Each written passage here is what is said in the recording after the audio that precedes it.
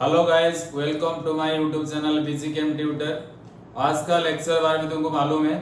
जी हाँ, आज का डी ब्लॉक मेटल में सेकेंड लेक्चर, और सेकेंड लेक्चर में हम मेल्टिंग पॉइंट, बॉइलिंग पॉइंट और आयोनिक साइज के बारे में कुछ ट्रिक बताएंगे। तो पहला शुरू करते हैं आज का लेक्चर। आज का लेक्चर में हमारा पहला पार्ट होता है मेल्टिंग पॉइंट, बॉइलिंग पॉइंट। यहाँ पे देखो, मैंने जो लास्ट लेक्चर में बताया था, मैंने लास्ट लेक्चर में आयोनाइजेशन एनर्जी का ट्रिक बताया था। आज का जो मेल्टिंग पॉइंट, बॉइलिंग पॉइंट और आयोनिक साइज में बढ़िया सा ट्रिक बताऊंगा, जरूर आपको पसंद आएगा। तो मेल्टिंग पॉइंट, बॉइलिंग पॉइंट किसके ऊपर डिपेंडेंट है, पहला पॉइंट ये देखते हैं। तो ये तो हम डी ब्लॉक मेटल के बारे में melting point, boiling point consider कर रहे हैं। तो मान लो मेरे पास एक मेटल का क्रिस्टल स्ट्रक्चर, इनमें से ये जो सर्कल वाला मैं दे रहा हूं, ये मेटल एटम है। अगर ये मेटल एटम के बीच इंटर एटॉमिक बॉन्डिंग स्ट्रॉन्ग होगा, अगर ये वाला every circle represents a metal atom, ठीक है। ये टोटल एक मेटल स्ट्रक्चर है। मेटल क्रिस्टल स्ट्रक्चर में जो मेटल एटम होते हैं, एक से ज्यादा मेटल एटम होते हैं, और मेटल एटम के बीच अगर इंटर एटॉमिक बॉन्डिंग स्ट्रॉन्ग होता है, मेल्टिंग पॉइंट, बॉइलिंग पॉइंट ज्यादा होता है। तो मतलब हमको ये याद रखना पड़ेगा, melting point, boiling point proportional to inter atomic bonding. क्या बोला मैंने? ये बोला अगर ये मेटल एटम के बीच इंटर एटॉमिक बॉन्डिंग स्ट्रॉन्ग है, तो दो मेटल को अलग करना बहुत दिक्कत वाला काम होता है, बहुत डिफिकल्ट होता है, और ज्यादा टेम्परेचर चाहिए इसको अलग करने के लिए, सेपरेट करने के लिए। इसीलिए मैंने यहाँ पे बोला अगर इंटर एटॉमिक बॉन्डिंग स्ट्रॉन्ग है तो मेल्टिंग पॉइंट, बॉइलिंग पॉइंट भी ज्यादा होगा, ठीक है। तो इसीलिए ये पॉइंट हम ऐसे बोलते हैं, transitional metals, transitional metals have high melting point and boiling point. Transitional metal का मेल्टिंग पॉइंट बहुत ज्यादा होता है। ऐसा क्यों होता है? रीजन क्या है? Because due to strong inter atomic bonding. Transitional metal का इंटर एटॉमिक बॉन्डिंग बहुत स्ट्रॉन्ग होता है, इसीलिए मेल्टिंग पॉइंट बहुत ज्यादा होता है। यहाँ पे हम दो टाइप का इंटर एटॉमिक बॉन्डिंग हम कंसीडर करेंगे जो ट्रांजिशनल मेटल में देखने को मिलता है। एक तो होता है मेटालिक बॉन्डिंग, एक मेटालिक बॉन्डिंग के बारे में डिस्कस करेंगे, दूसरा कोवैलेंट बॉन्डिंग। ट्रांजिशनल मेटल में जो इंटर एटॉमिक बॉन्डिंग होता है, वो इंटर एटॉमिक बॉन्डिंग दो तरह के होता है, एक मेटालिक बॉन्डिंग, दूसरा होता है कोवैलेंट बॉन्डिंग। कैसे? क्योंकि हम ये जानते हैं ट्रांजिशनल मेटल में वैलेंस शेल में n-1d सब सेल भी है और ns सब सेल भी है। अगर ns इलेक्ट्रॉन बॉन्ड फॉर्मेशन में पार्टिसिपेट किया, वो हो जाएगा मेटालिक बॉन्डिंग। तो ये हम ये बताना चाहते हैं, वैलेंस शेल में जो n-1d एंड ns ऑर्बिटल है, ns orbital takes part in metallic bonding and n-1d electron takes part in covalent bonding. ns electron takes part in metallic bonding and n-1d electron participate in covalent bonding. कैसे देखो, अगर मेरे पास मान लो ये एक metal atom, ये metal atom, दोनों metal atom के बीच मैं इंटर एटॉमिक फोर्स के बारे में कंसीडर कर रहा हूं। तो पहला वाला मेटल एटम, ये d ऑर्बिटल है, यहाँ पे मान लो 3 अनपेयर्ड इलेक्ट्रॉन है, मतलब ये d3 s2 वाला। एक मेटल एटम, उसके क्रिस्टल स्ट्रक्चर में पास में जो एक और मेटल एटम होगा, क्योंकि एक क्रिस्टल स्ट्रक्चर में एक से ज्यादा मेटल एटम होते हैं। एक मेटल एटम का मान लो d3, दूसरा मेटल एटम का भी d3 होगा। ये d ऑर्बिटल ओवरलैप होगा, ये भी ओवरलैप होगा, ये भी ओवरलैप होगा। मतलब कैसे बॉन्ड फॉर्मेशन होगा? Covalent bond. डी ऑर्बिटल, एक मेटल एटम का डी ऑर्बिटल और दूसरे मेटल एटम का डी ऑर्बिटल अगर ओवरलैप हो जाता है तो कोवैलेंट बॉन्ड फॉर्मेशन होता है, और covalent bond formation depends on number of unpaired electron. एक एटम का जितने ज्यादा नंबर ऑफ अनपेयर्ड इलेक्ट्रॉन होगा, कोवैलेंट बॉन्ड भी उतना होगा। मतलब कोवैलेंट बॉन्डिंग डिपेंड करता है नंबर ऑफ अनपेयर्ड इलेक्ट्रॉन। मान लो मेरे पास 5 अनपेयर्ड इलेक्ट्रॉन है, 5, तो यहाँ पे 5 कोवैलेंट बॉन्ड बनेगा, और जितने ज्यादा कोवैलेंट बॉन्डिंग इंक्रीज हो जाएगा तो इंटर एटॉमिक बॉन्डिंग भी उतना स्ट्रांग होगा। अगर इंटर एटॉमिक बॉन्डिंग स्ट्रांग हो गया, मेल्टिंग पॉइंट, बॉइलिंग पॉइंट भी ज्यादा होगा।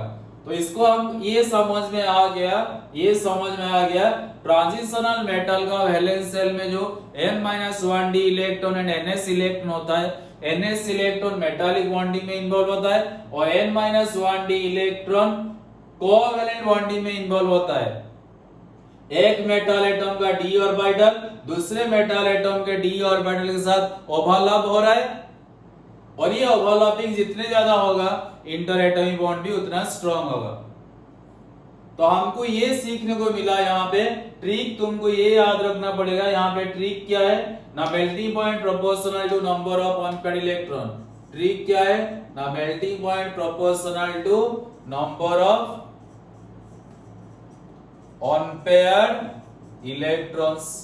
ये है हमारा trick, melting point proportional to number of unpaired electron.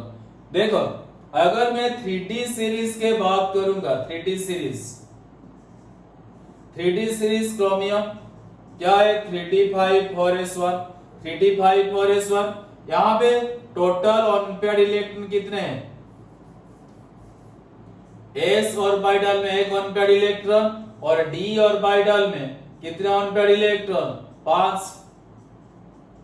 तो यहाँ पे d ऑर्बिटल में सबसे ज्यादा अनपेयर्ड इलेक्ट्रॉन है और ज्यादा कोवैलेंट बॉन्ड बनेगा, ठीक है ना।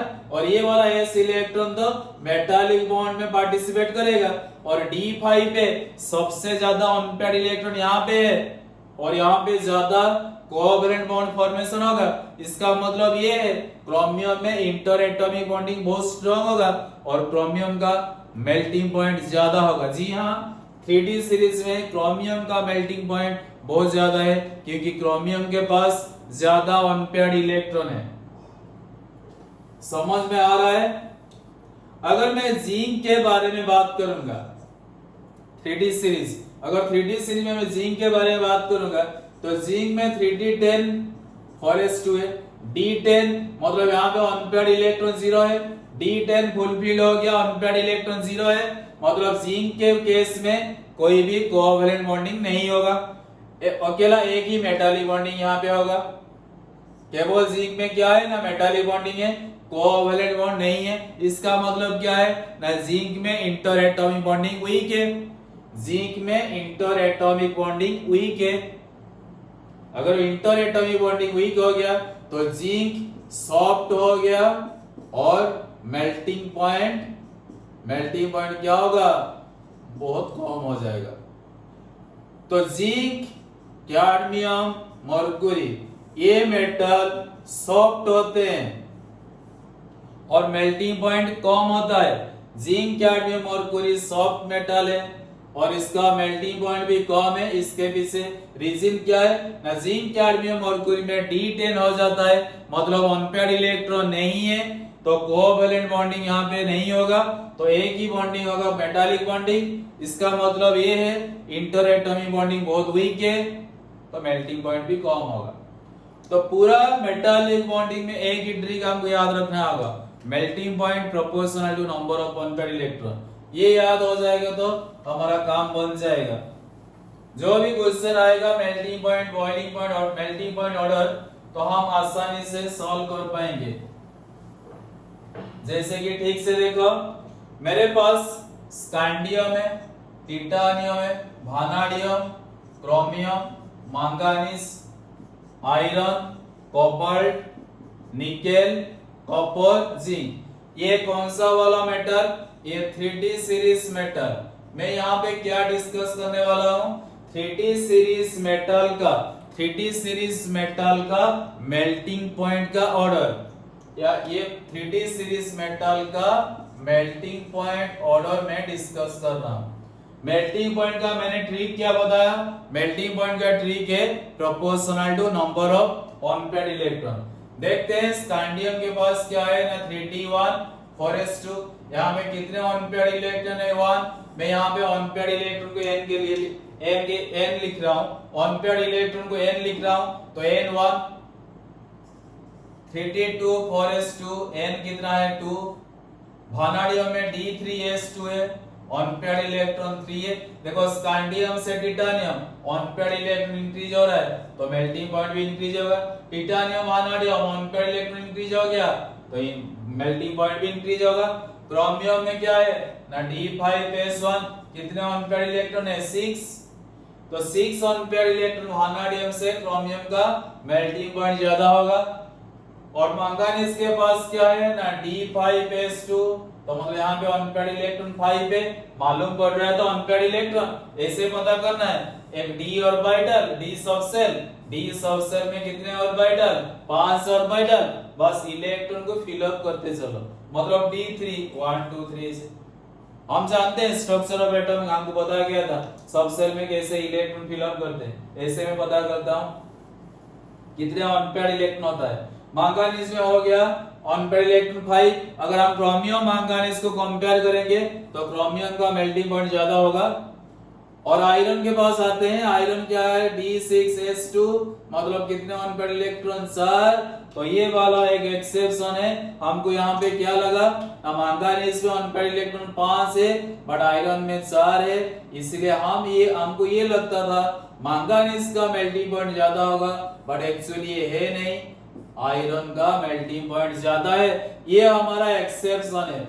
बट दो बातें हमको यहाँ पे याद रखने वाली बात है, ये ना पहला मेल्टिंग पॉइंट, अगर हम मेल्टिंग पॉइंट का ऑर्डर हमको लिखना पड़ेगा तो melting point proportional to number of unpaired electrons, but एक एक्सेप्शन है मैंगनीज आयरन। तो हमको ये लगता था मैंगनीज में ज्यादा अनपेयर्ड इलेक्ट्रॉन होने के कारण मैंगनीज का मेल्टिंग पॉइंट आयरन से ज्यादा होगा, बट एक्चुअली ये है नहीं है, मैंगनीज से आयरन का मेल्टिंग पॉइंट ज्यादा होता है। ये एक्सेप्शन याद रखना, बाकी तो नहीं। यहाँ पे d7s2, d8s2, d10s1 और d10s2 जिंक का ठीक से दिख रहा है, ठीक से दिख रहा है। कोबाल्ट में क्या है d3, और आयरन से कम होगा ना, क्योंकि आयरन का कितना अनपेयर्ड इलेक्ट्रॉन 4 और कोबाल्ट का 3, मतलब अनपेयर्ड इलेक्ट्रॉन डिक्रीज हुआ तो मेल्टिंग पॉइंट भी डिक्रीज होगा। और निकेल में क्या है अनपेयर्ड इलेक्ट्रॉन 2 है, क्योंकि यहाँ पे अनपेयर्ड इलेक्ट्रॉन 3, यहाँ पे 2 है तो फिर डिक्रीज होगा। कॉपर के पास कितना अनपेयर्ड इलेक्ट्रॉन है 1, तो फिर डिक्रीज होगा। जिंक के पास अनपेयर्ड इलेक्ट्रॉन नहीं है, फिर कम होगा। तो अगर हमको ये पूछा जाता है 3D सीरीज में किसका मेल्टिंग पॉइंट सबसे ज्यादा है, तो ऑब्वियसली किसका होगा बताओ, क्रोमियम का। इन 3D series maximum melting point chromium, minimum zinc, क्योंकि जिंक का सबसे कम अनपेयर्ड इलेक्ट्रॉन है और सबसे ज्यादा अनपेयर्ड इलेक्ट्रॉन क्रोमियम का है, इसीलिए क्रोमियम का इंटर एटॉमिक बॉन्डिंग स्ट्रॉन्ग है।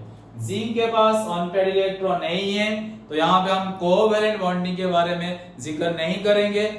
जिंक के पास केवल मेटालिक बॉन्डिंग होगा, तो इसका मतलब ये हुआ अगर इनमें से हम जिंक को कंपेयर करेंगे, सभी के साथ जिंक को कंपेयर करेंगे, तो जिंक का मेल्टिंग पॉइंट सबसे कम है। तो इन 3D series maximum melting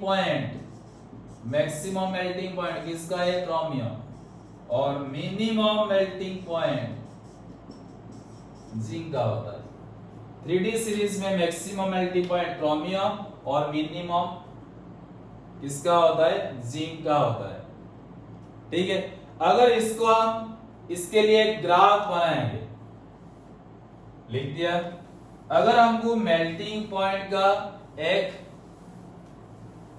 graph बनाना है तो कैसे बनाएंगे देखो,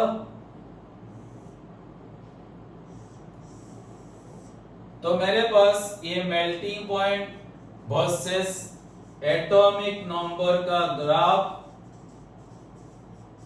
melting point versus atomic number का ग्राफ। तो ये ग्राफ में देखो स्कैंडियम टिटानियम, मान लो यहाँ पे 21 से शुरू हो रहा है, लास्ट में जाएगा 30 तक। तो 21 में जो स्कैंडियम है, ये मान लो स्कैंडियम यहाँ पे, तो स्कैंडियम का मेल्टिंग पॉइंट ये वैल्यू आएगा। उसके ऊपर जाएगा टिटानियम, क्योंकि स्कैंडियम से टिटानियम तो इंक्रीज होगा, टिटानियम से जाएगा वानाडियम, वानाडियम से क्रोमियम। तो स्कैंडियम, टिटानियम, वानाडियम, क्रोमियम। ठीक है, ठीक बोला मैंने, क्योंकि हमको यहाँ पे ऑर्डर में क्या पता चल रहा है, स्कैंडियम से टिटानियम इंक्रीज होगा, टिटानियम वानाडियम इंक्रीज होगा, वानाडियम से क्रोमियम इंक्रीज होगा। देन क्रोमियम से मैंगनीज डिक्रीज हो जाएगा, क्रोमियम से मैंगनीज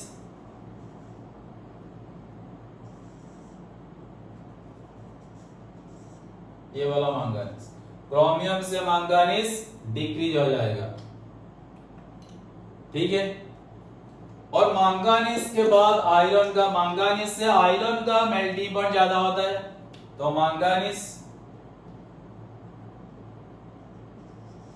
ये हमारा आयरन, मैंगनीज से ऊपर है आयरन। आयरन के बाद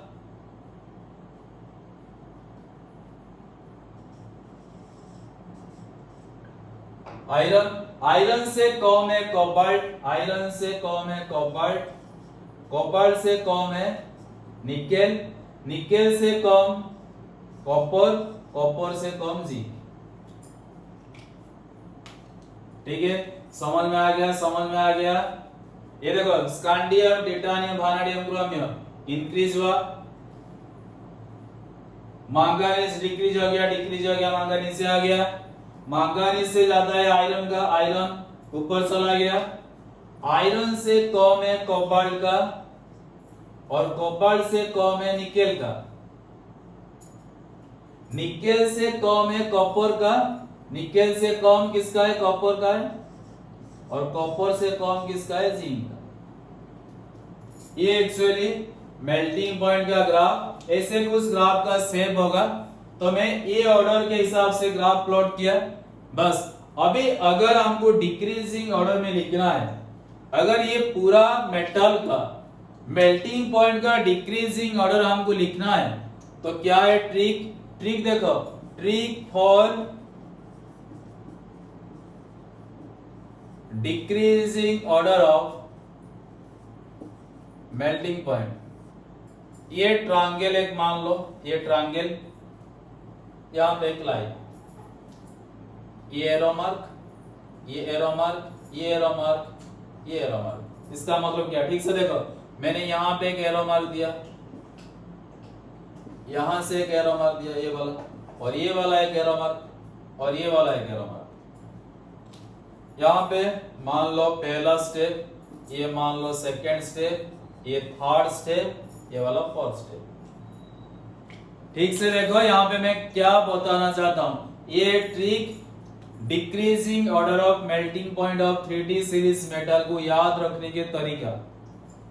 पहले देखो, यहां पे जो पहला स्टेप, यहां पे 3 मेटल होगा, तो मतलब ये वाला, ये 3 मेटल पहला स्टेप में, इसका मतलब क्या है, सबसे ज्यादा होगा। देखो डिक्रीजिंग ऑर्डर में मैं लिख रहा हूं, ये तरीका कैसे याद रखेंगे, तो ये वाला ट्रायंगल, ये 3, ये साइड में 3, ये साइड में 3 मेटल, ये साइड में 3 मेटल, ये साइड में 3 मेटल, और यहाँ पे 1 मेटल। तो पहला इसको हम लेंगे, उसके बाद ये वाला आएगा, उसके बाद नीचे वाला आएगा, और ये वाला आएगा, ऐसे ऐसे प्रैक्टिस करना, ऐसे ये वाला, ये वाला, ये एक फोर्थ हो गया, हो गया।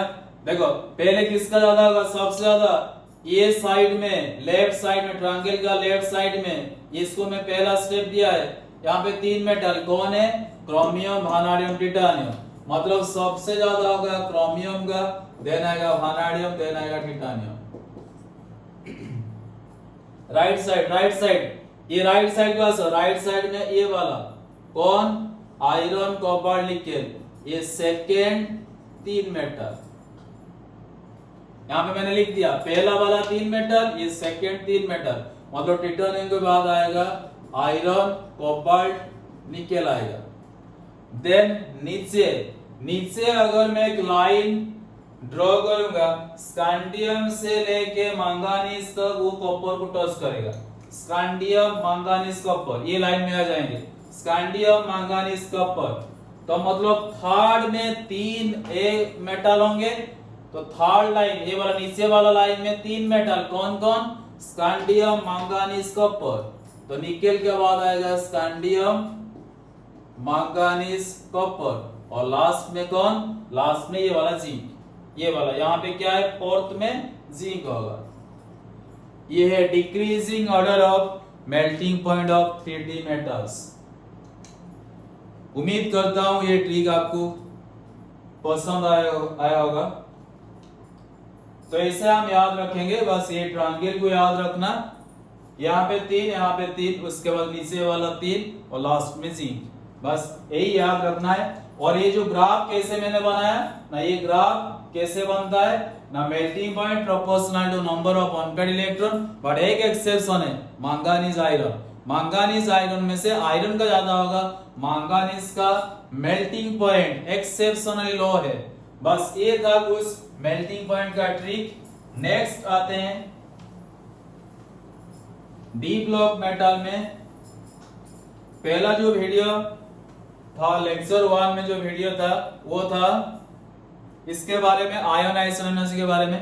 तो आज का वीडियो जो शुरू हुआ वो था मेल्टिंग पॉइंट के बारे में। अभी नेक्स्ट आते हैं आयोनिक साइज मतलब आयोनिक रेडियस आयोनिक साइज और इसको भी बोलते हैं आयोनिक रेडियस।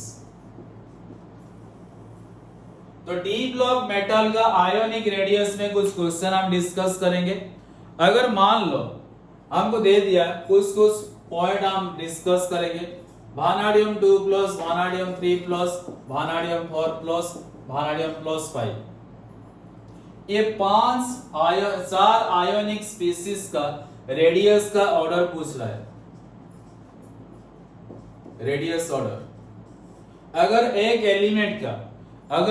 एलिमेंट का डिफरेंट ऑक्सीडेशन स्टेट दिया जाएगा एक एलिमेंट का डिफरेंट ऑक्सीडेशन स्टेट दिया जाएगा तो ionic size inversely proportional to positive oxidation state. यहां पे एक मेटल का डिफरेंट पॉजिटिव ऑक्सीडेशन स्टेट और इंक्रीज हो जाता है तो आयोनिक रेडियस डिक्रीज हो जाएगा। तो मतलब ये होगा ऑर्डर ठीक है। अगर ये वाला ये पहला सेकंड मान लो आयरन 2 प्लस आयरन 3 प्लस पूछ लिया तो इनमें से किसका साइज कम होगा सेम एलिमेंट का डिफरेंट होता है ऑक्सीडेशन स्टेट यहाँ पे पॉजिटिव ऑक्सीडेशन स्टेट ज्यादा है इसलिए कम होगा।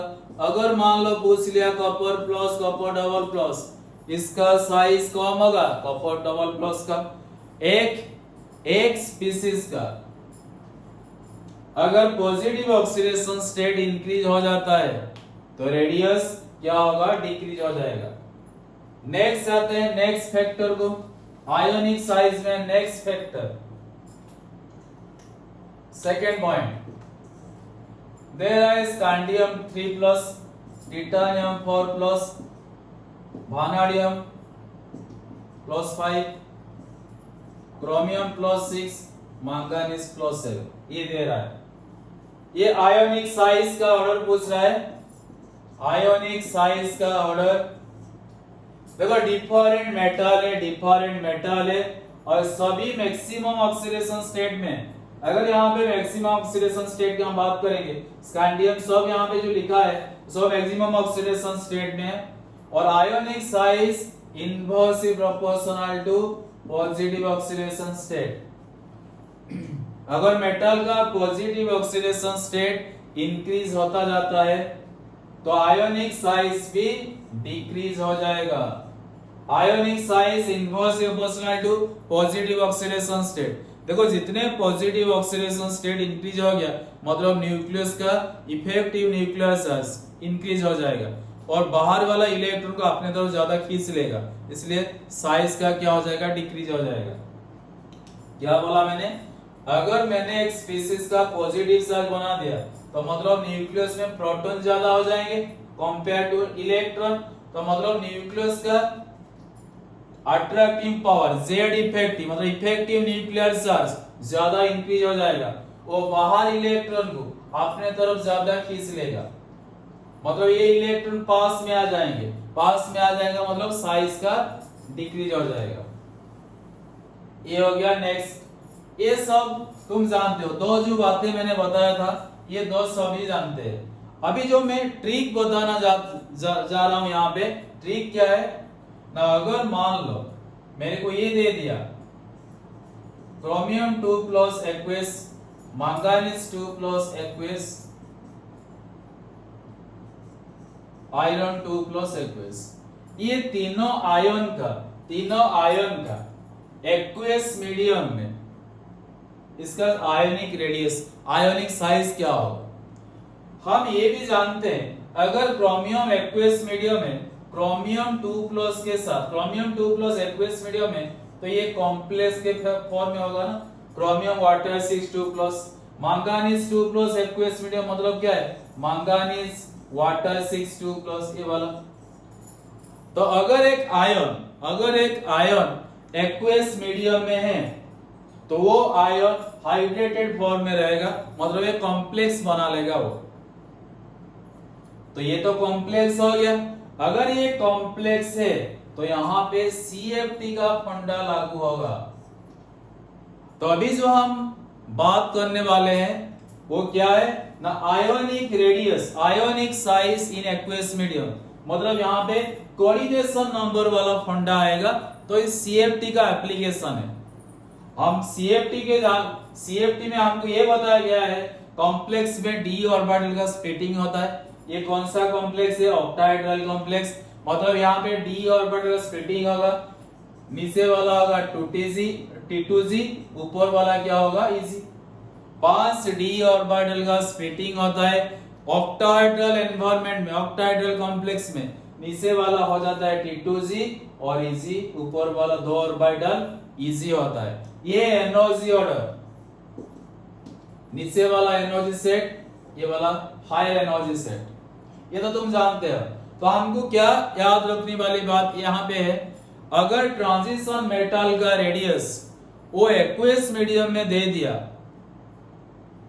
तो हमको यहाँ पे CFT वाला फंडा अप्लाई करना है।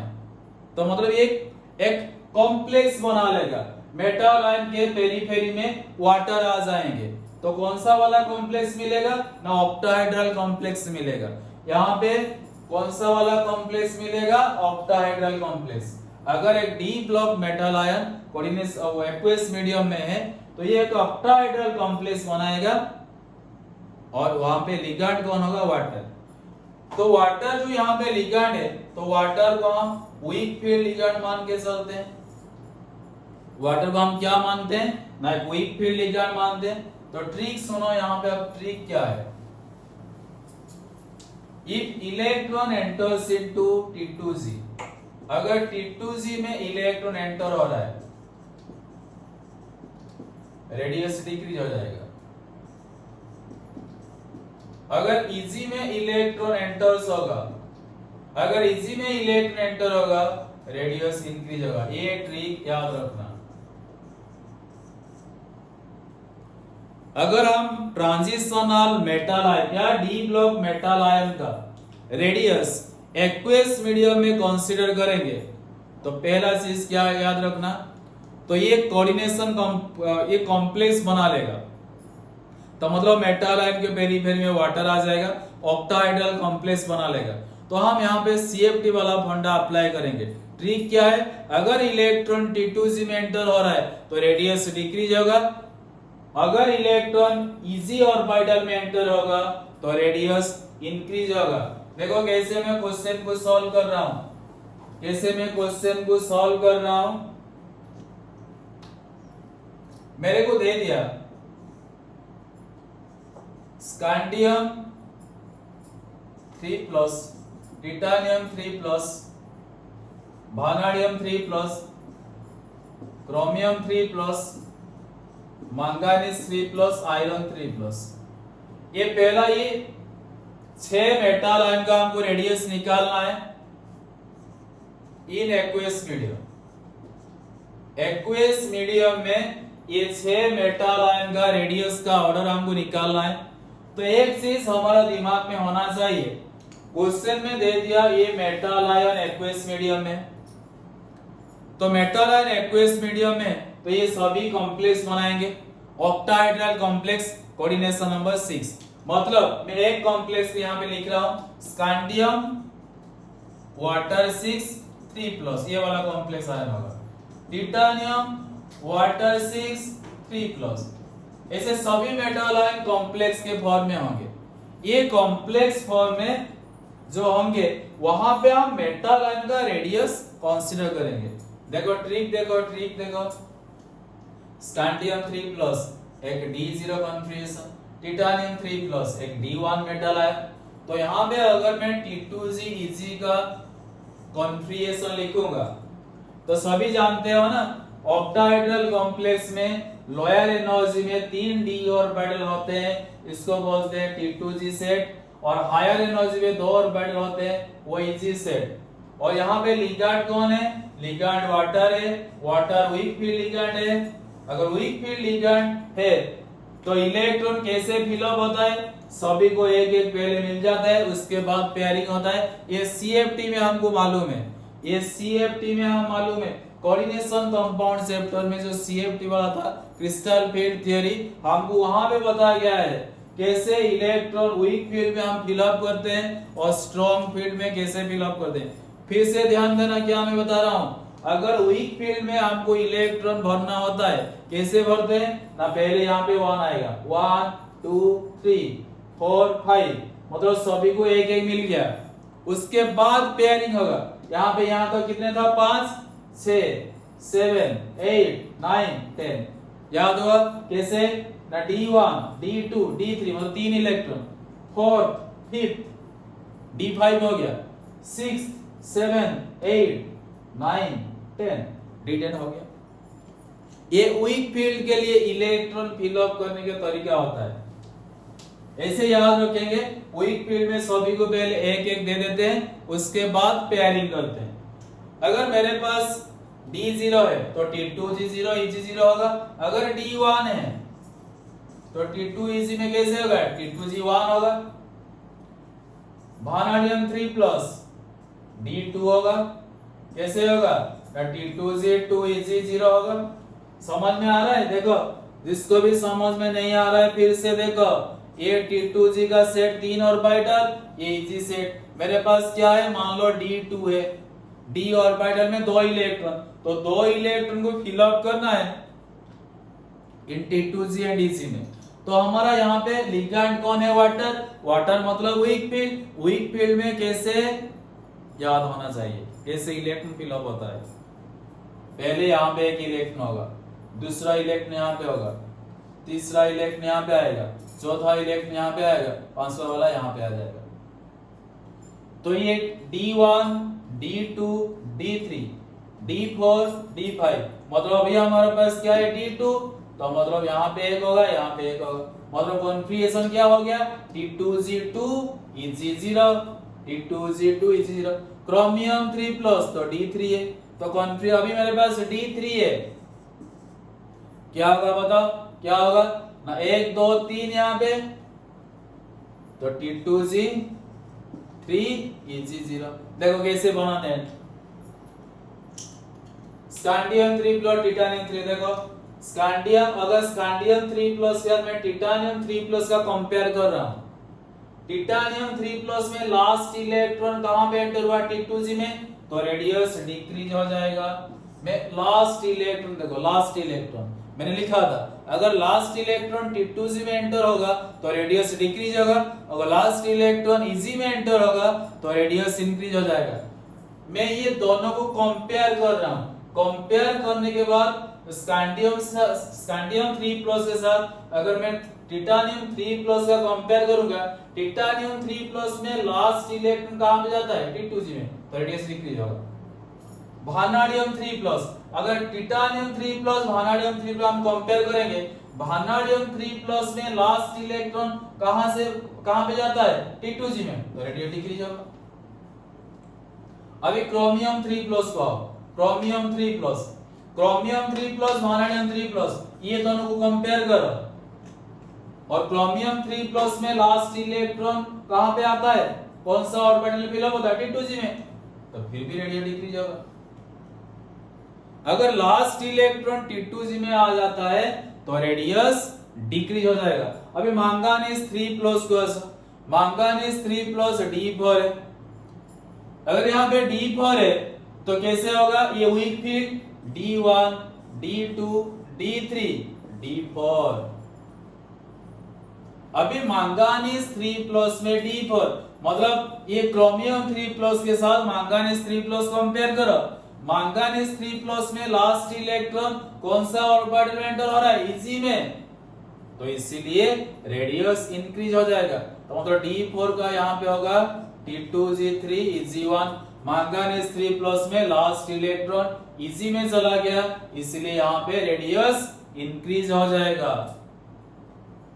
आयरन 3+, आयरन 3+ मतलब D5, तो यहाँ पे कॉन्फिगरेशन क्या होगा ना, T2G3 Eg2। कैसे, मेरे पास टोटल कितने D इलेक्ट्रॉन है, 5, कौन सा फील्ड दिया हुआ है, वीक फील्ड, कैसे इलेक्ट्रॉन फिल अप करेंगे, D1 D2 D3 D4 D5, मतलब 3 इलेक्ट्रॉन T2G में, 2 इलेक्ट्रॉन Eg में, T2G3 Eg, दोनों को कंपेयर करो, आयरन 3+ में लास्ट इलेक्ट्रॉन कौन सा ऑर्बिटल को जाता है, Eg को, इसलिए रेडियस इंक्रीज हो जाएगा। अगर लास्ट इलेक्ट्रॉन Eg में एंटर हुआ तो रेडियस इंक्रीज हो जाएगा, अगर लास्ट इलेक्ट्रॉन T2G में एंटर हुआ तो रेडियस डिक्रीज हो जाएगा। एक और एग्जांपल लेते हैं, तभी तुमको समझ में आ जाएगा। बस यही तरीका तुम फॉलो करना, सारे के सारे क्वेश्चन यहाँ पे हो जाएंगे। मान लो मेरे पास vanadium 2+, chromium 2+, manganese 2+, iron 2+, copper 2+ दे दिया, ये 5 मेटल आयन दे दिया, इसका radius in aqueous medium, same बात, ionic size in aqueous medium, तो यहाँ पे कॉम्प्लेक्स होगा, कोऑर्डिनेशन नंबर 6 होगा, जैसे कि vanadium water 6 2+, chromium water 6 2+, manganese water 6 2+, ऐसे कॉम्प्लेक्स होगा, मतलब यहाँ पे हम CFT वाला बॉन्ड अपनाएंगे।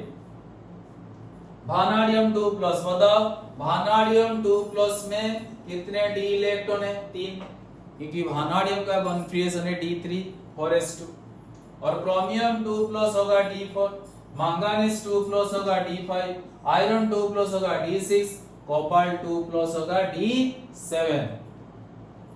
ठीक है, तो CFT वाला फंडा अपनाएंगे यहाँ पे, तो मतलब T2G वाला कॉन्सेप्ट, ये हमारा ट्रिक है, T2G वाला कॉन्सेप्ट। कितने D इलेक्ट्रॉन, 3 पता है ना, जो लोअर एनर्जी सेट T2G यहाँ पे 3 ऑर्बिटल और Eg में 2 ऑर्बिटल। पहले क्या है, पहले मेरे पास D3 है, मतलब 3 D इलेक्ट्रॉन, कैसे फिल अप करेंगे ना, यहाँ पे कौन सा फील्ड के बारे में आपको बताया ना, वीक फील्ड, ठीक ना, तो ये वीक फील्ड, तो वीक फील्ड में कैसे इलेक्ट्रॉन फिल अप करते हैं, कैसे इलेक्ट्रॉन फिल अप करते हैं, तो यहाँ पे 1, यहाँ पे 2, यहाँ पे 3, तो मतलब यहाँ पे कॉन्फिगरेशन होगा T2G3 G0, D4 क्या होगा बताओ, T2G3 Eg1 होगा, क्योंकि क्रोमियम 2+ में 4 D इलेक्ट्रॉन, पहला इलेक्ट्रॉन यहाँ पे, second electron, third electron, fourth electron Eg को आ जाएगा।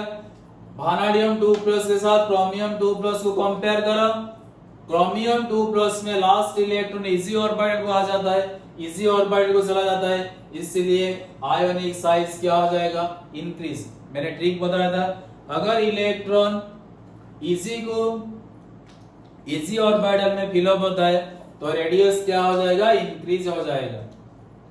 नेक्स्ट मैंगनीज 2 प्लस D5 कैसे होगा? First electron, second electron, third electron, fourth, fifth, मतलब होगा T2G3 Eg2।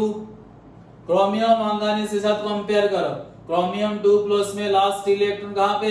Eg में, और मैंगनीज 2 प्लस में भी Eg में, तो इलेक्ट्रॉन Eg में एंटर हो गया तो रेडियस क्या हो जाएगा? इंक्रीज हो जाएगा।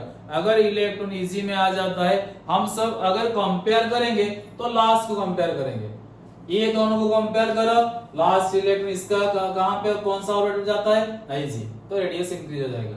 अभी क्रोमियम के साथ मैंगनीज को कंपेयर करो, मैंगनीज में लास्ट इलेक्ट्रॉन कौन सा ऑर्बिटल जाता है? Ig, तो रेडियस चलो इंक्रीज हो जाएगा। अभी आयरन 2 प्लस आते हैं, D6 पहला electron, second electron, third electron, fourth electron, fifth electron, sixth electron यहाँ पे आया जाए, तो मतलब T2G में 4 होता है, Eg में 2 होता है।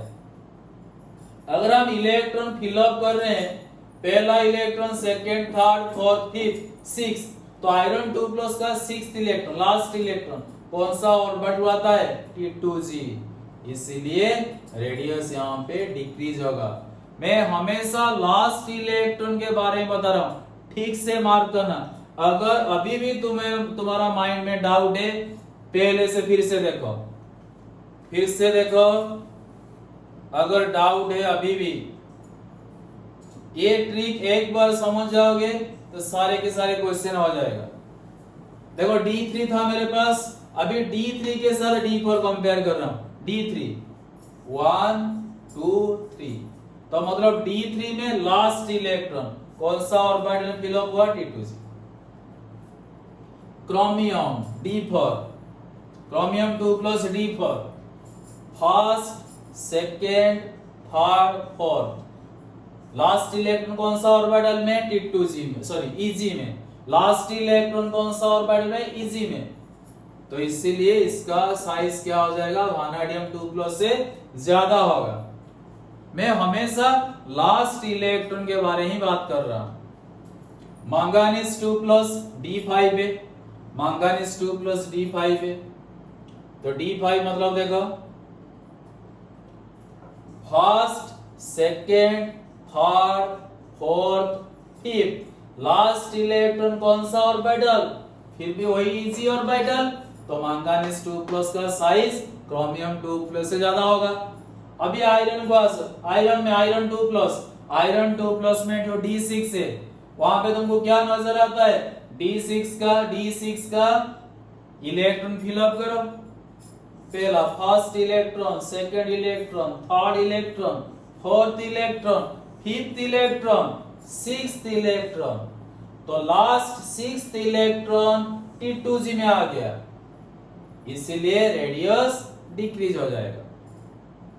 Copper 2 plus D7, 7 D electron को हमको फिलअप करना है, first, second, third, fourth, fifth, sixth, seventh electron कौन सा ऑर्बिटल में? T2G, तो रेडियस फिर से डिक्रीज होगा क्योंकि लास्ट इलेक्ट्रॉन T2G में आ गया।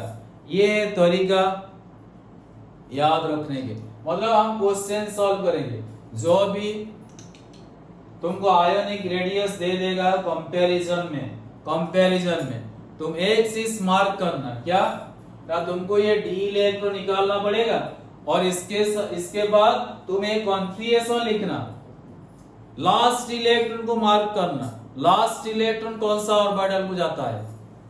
अगर T2G में आ गया तो लास्ट इलेक्ट्रॉन, तो रेडियस क्या हो जाएगा? डिक्रीज।